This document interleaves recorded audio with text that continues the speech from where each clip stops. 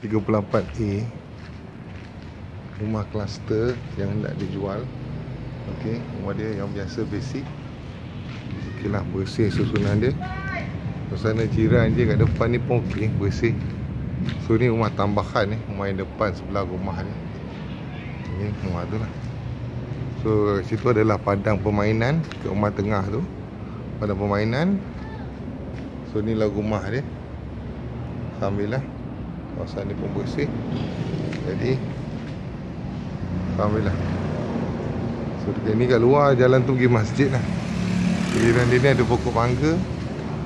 Di atas ni semua adalah internet ada, Unify ada, Astro pun ada. Okay, alhamdulillah. Inilah rumah ni saya melaporkan daripada Taman Datuk Seri. Alhamdulillah. Nombor 38A, Jalan 13. Okay, ini adalah jalan menuju keluar, menuju keluar ke jalan besar. Okey, jalan besar. Jadi kat sini ada masjid ada, sekolah ada, taman permainan pun ada. Dan dekat dengan projek LRT dan DUP. Okey, projek LRT dan DUP tu ada.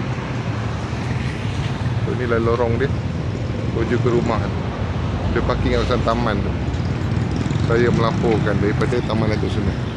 Assalamualaikum.